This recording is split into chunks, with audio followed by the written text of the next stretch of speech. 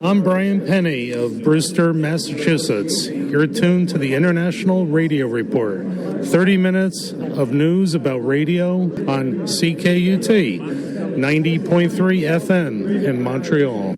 Welcome, everybody, to the International Radio Report for Sunday, December the 31st, 2023, New Year's Eve. Hope everybody enjoyed the Christmas holiday. And before we get started, wish everybody a very happy New Year for 2024. My name's Sheldon. I'm here with Jill. We are here every week on CKUT Radio in Montreal with the International Radio Report. It's a 30-minute show about news and information going on in the world of radio. We have an email address where you can reach us, radioreport@yahoo.com. You can catch our show live streaming and archived at the radio station's website, ckut.ca. We have a very active Facebook group called International Radio Report. We have 955 members. We invite you to join the group.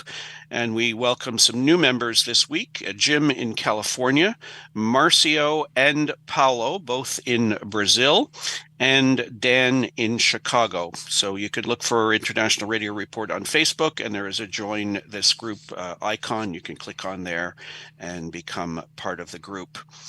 Our YouTube channel is very popular as well. We had a lot of new subscribers this week. You can find us on YouTube at IRR.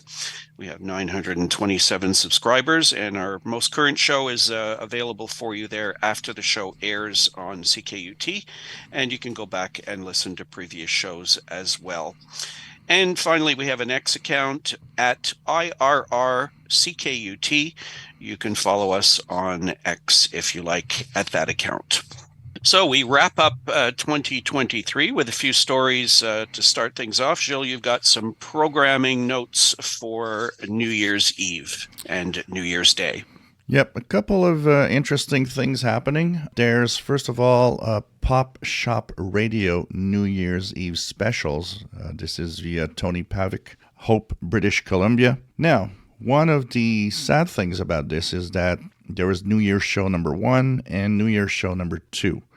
Number 1, unfortunately, will not be aired on Channel 292 on December the 31st because Channel 292 is off the air as the owner of Channel 292 wanted to do some antenna repairs, had a little unfortunate accident and broke a leg.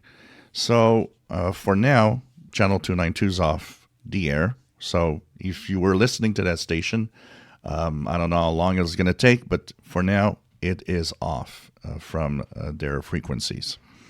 So show number 1 is not going to be aired. There was actually an airing via Wolferton, but that was yesterday, December the 30th, unfortunately. Yet, there will be New Year's show number 2.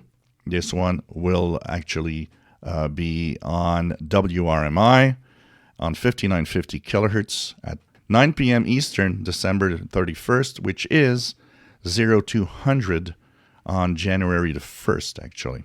And although show 1 and 2, well, they would have been different content. Unfortunately, 1 will not be heard. There will be a mega music show with 25 records on show number 2 that will be actually played. So that's coming up today on at 9 p.m. tonight, actually, on December 31st. And, of course, that's 02 UTC in time, 5950 kilohertz from WRMI. Usually gives a pretty good signal across North America.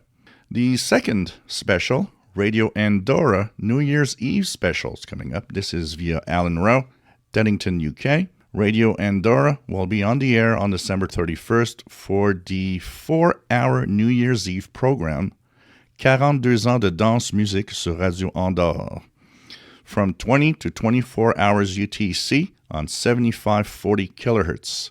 The Aki Radio Andorra Facebook page now confirms that 7540 kilohertz will be via the Armenia transmitter site, 100 kilowatt for the first 2 hours and 300 kilowatts afterwards. So this is going to be interesting. Thanks to Christian Guibaudot for the tip. and hope that you listen in. It mostly will be in French, but 20 to 24 UTC from Armenia, and that's 7540 kilohertz for the frequency. Yeah, Radio Andorra is a station that was on shortwave many years ago. Yeah, that's definitely going to be something interesting to listen to if you've got, if you're like me, it's a quiet New Year's Eve and a quiet New Year's Day. Why not tune your shortwave radios to these special transmissions? And tune around as well. The BBC always has their welcoming the new year, which will be coming up this evening. I always tell people that's the real New Year's. It's UTC 0000 hours. That's the real New Year. Of course, we celebrate it at midnight wherever you are around the planet. But that's the one that sort of everybody, any radio geek people. It's BBC at 0000. You try to tune them in, and they usually ring the bells of Big Ben 12 times to mark the arrival of the new year. They always have a lot of special programming, reviews of the previous year, forecasts of what's coming up for the new year, that sort of thing. Many other stations as well. It's always fun to tune around on New Year's Eve, check out different radio stations, see what's going on. And you can even follow New Year's around the world in all the different time zones if you're able to tune in on some of the online SDRs, for example, listening to some of the domestic programming in some of the different countries as they welcome in the new year. Speaking of the BBC, we have an interesting story from the Telegraph newspaper by Benedict Smith. This is via Mike Cooper and Glenn Hauser's World of Radio IO group. The headline, BBC has left a vacuum for Chinese propaganda by cutting world service in China. The BBC left a vacuum for Chinese propaganda and diminished Britain's voice in the world by cutting the world service, its former head of the Chinese news department has said. Howard Zhang, who edited BBC News Chinese from 2016 until August this year, said his team faced an uphill battle against Communist Party disinformation while their budget and manpower were whittled away. The loss, for me at least, as a naturalized British citizen, is for Britain's long-term global influence and prestige, he said. People don't even realize they're losing this. In September last year, the BBC announced that it would axe 382 jobs from the World Service and cut broadcast services in languages, including Chinese, in a move projected to save £28 million. It comes after MPs on the Foreign Affairs Committee heard that World Service cuts were one of the most self-defeating foreign policy acts of recent years, eroding British influence in key regions. Mr. Zhang joined the BBC in 2000 to get the British message across of justice, fairness, and, of course, accurate information, and standing firm against all the tyrannies around the world. The World Service was banned in China in 2021, but he estimated that it can still be accessed by 5% of the population via a digital backdoor, along with the 40 million strong Chinese diaspora across the world. However, his team, cut from almost 100 people to 30, was locked in a constant struggle with China's well-funded state broadcasting networks.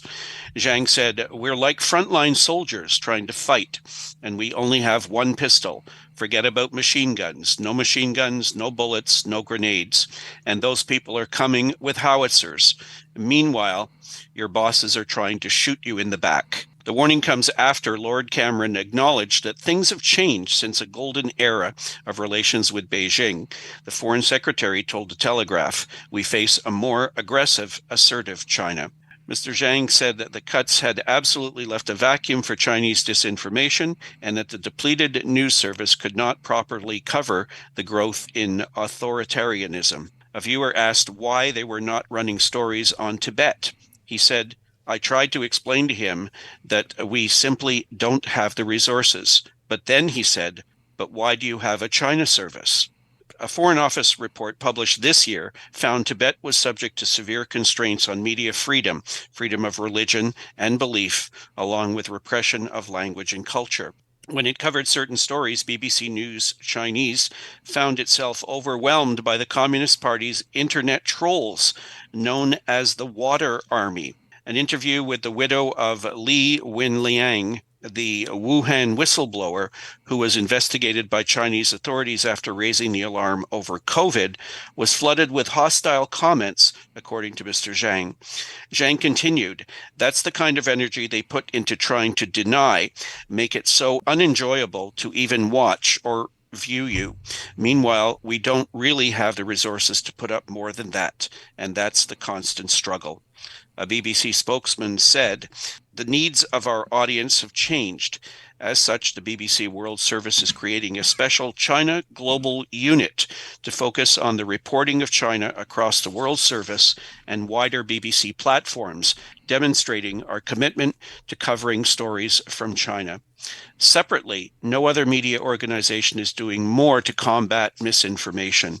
We have dedicated resources across BBC News, including the BBC Verified team, which put transparency and accuracy at the forefront of our journalism. The biggest problem we're going to face looking at the future, like the BBC, for example, that has, once again, that digital transition, is how many markets where services that should be there, because there's the information from the BBC that often is needed to kind of balance out a little bit in the world what we have as information. If you leave that market empty, well, it doesn't mean that it's going to be as accurate suddenly, because only one point of view will be there. Is it the good one or the bad one? Depends on where you are, but we do need to have more than one voice so that things balance out in this world, especially as it's getting kind of more and more complex with all the different governments changing, and the couple of wars that are going on right now that are kind of intense.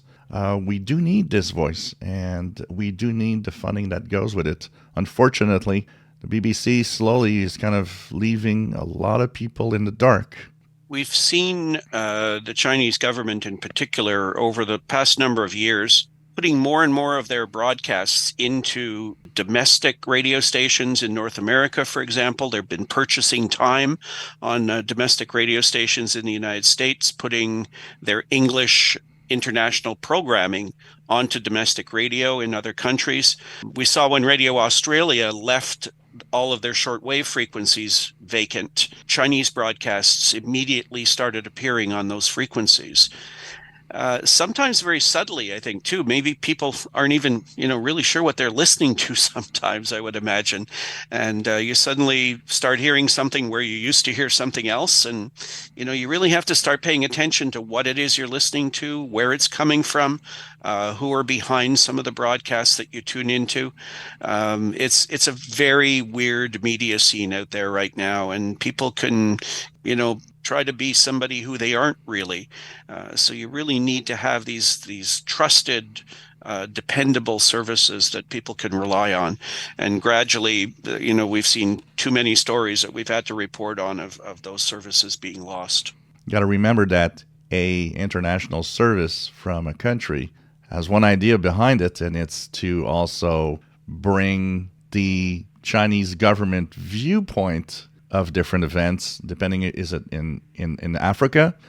This is one of the things that the BBC is good for. We know that when something happens, they almost always have somebody there that can actually report back. But now you're cutting the funding, you're cutting all the people working, the journalists. Well, you cover it the best way you can, but you'll miss out on a lot of the things you should be talking about also. I don't know if there's anybody out there sort of comparing some of these Chinese government broadcasts going to different parts of the world. Are they hearing the same programs? Are they hearing different viewpoints depending on, who their friends are and who their friends aren't? Is the content the same? These are things that we don't really think about, don't really know. We used to have BBC monitoring service. I don't know what the status of that is now. Where that was a news gathering service where they listened to basically everything around the world and prepared reports based on what they were hearing coming from other countries. If we've lost services like that as well, we really don't know just what's being put out there. All we know is there's a lot being put out by certain countries, and you need something to sort of counterbalance. sad to report stories like this where major services are being cut back, all for, as you've said many times, all for the sake of money. Yep, absolutely.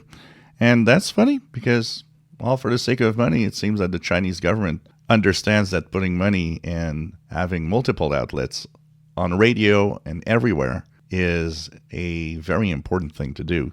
Just look through World Radio TV Handbook and see the number of transmitters that country is using, number of frequencies that they have on the air at the same time, the number of languages they broadcast in. It's got to be an astronomical amount of money that's being spent on that service, where other countries have just pulled the plug on everything. There is nothing to counterbalance it in many parts of the world. It's a very dangerous situation, I think. Why would you be jamming if we keep hearing all these people talking about, well, nobody's listening to the radio? Why would you be spending that amount of money to jam radio signals if they weren't important? We're not in any position to fix it, are we? We are not. We are not. We can only report on it and make people aware of what's going on out there.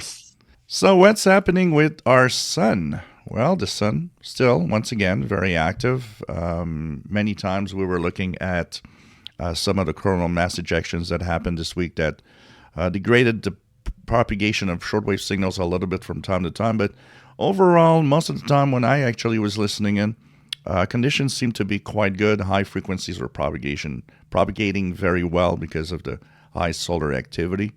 Now, this week will be interesting because there's a huge sunspot on the other side, on the far side of the sun, and it's actually going to rotate into view within the next few days. And that could mean more flaring and more activity coming out of the sun, so it's going to be interesting to see. It is actually so huge, so big, that it actually impacts the way the sun is vibrating.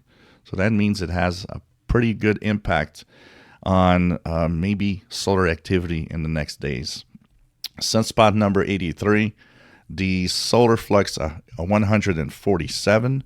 There is a coronal hole that might actually impact us, so there'll be some faster solar wind on January 1st and 2nd.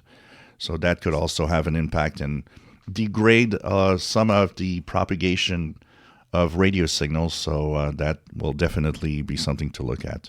But if you want to witness all of this change in propagation and what solar activity has to do with it, you still got to turn on a radio and listen. This is Christopher Lobdell of Tewksbury, Massachusetts. Listen to the International Radio Report every Sunday morning at 10:30 a.m. on CKUT 90.3 FM in Montreal. You have an interesting story coming up. This appeared in the Montreal Gazette on December the 28th, but I noticed it was in a lot of other places as well. It's a pretty major development with respect to media in Poland. So Poland's Prime Minister Donald Tusk has dissolved public broadcasters in a standoff with President Andrzej Duda over subsidies for state-run media. So this is from the Montreal Gazette.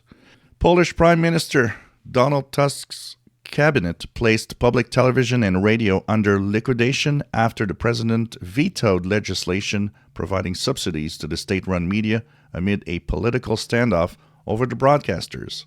On Wednesday, the culture minister said that Telewizja Polska, Polski Radio, and news agency Polska Agencja Prasowa has been disbanded after a suspension in financing due to President Duda's veto. The liquidation status will help to restructure public media and avoid layoffs amid a lack of public funding, the ministry said.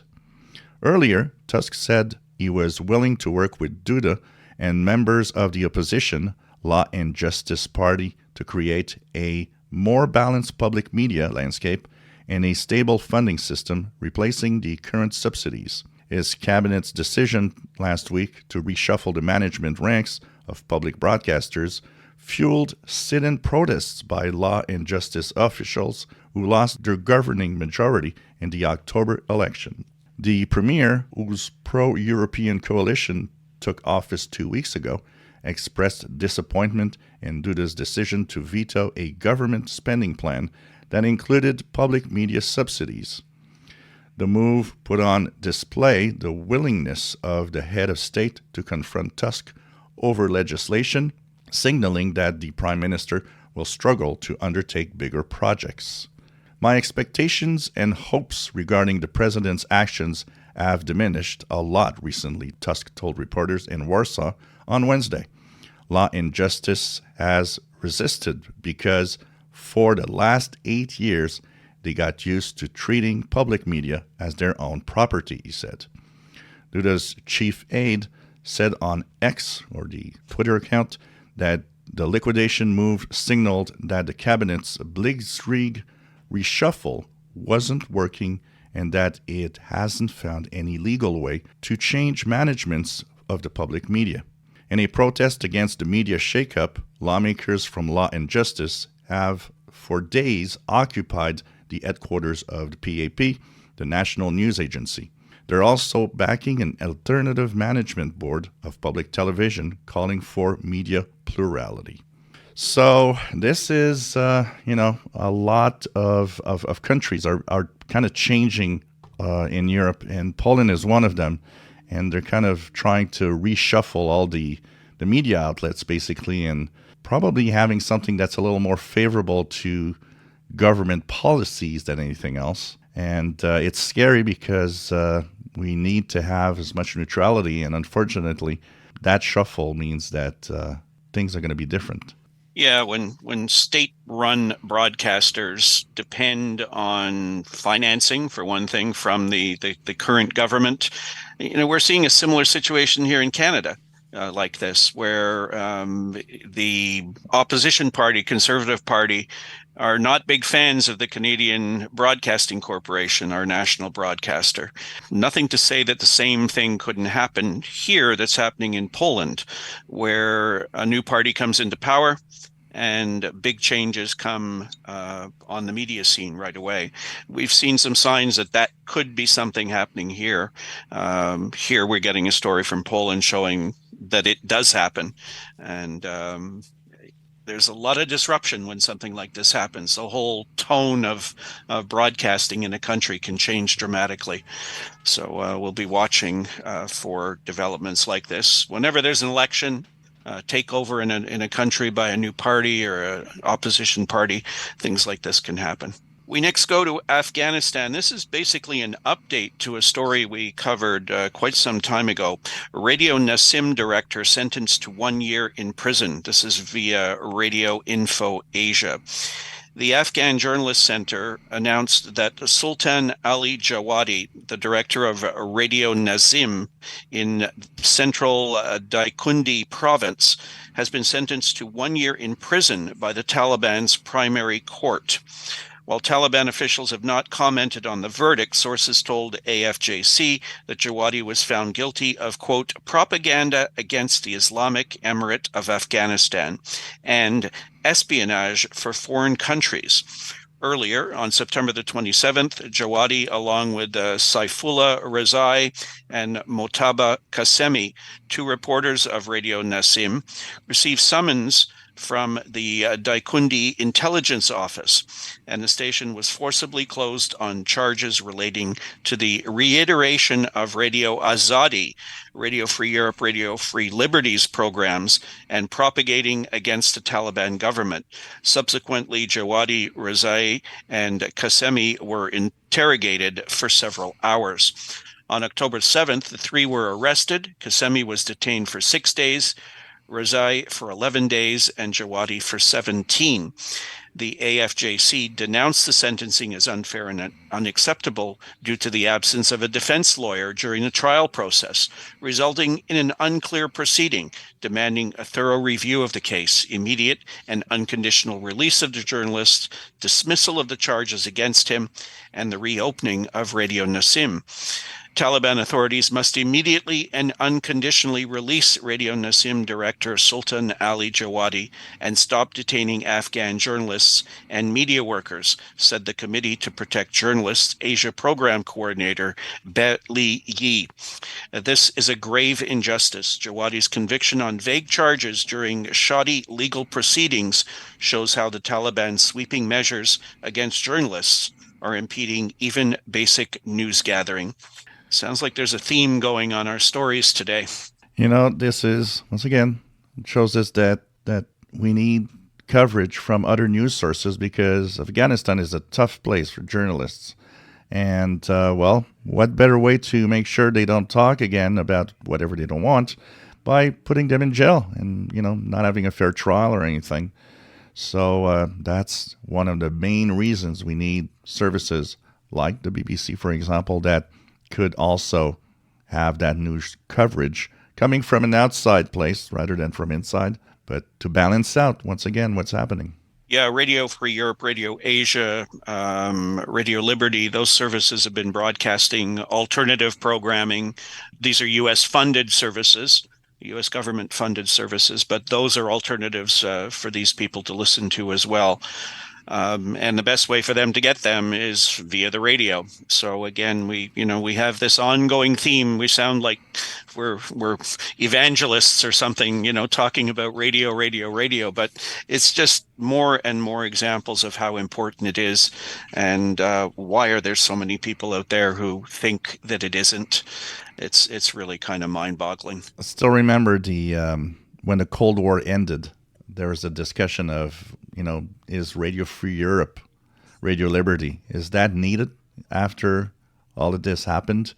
And look, we're in 2023, and we do still need these services for accurate news out there. So there's upcoming ham radio contests.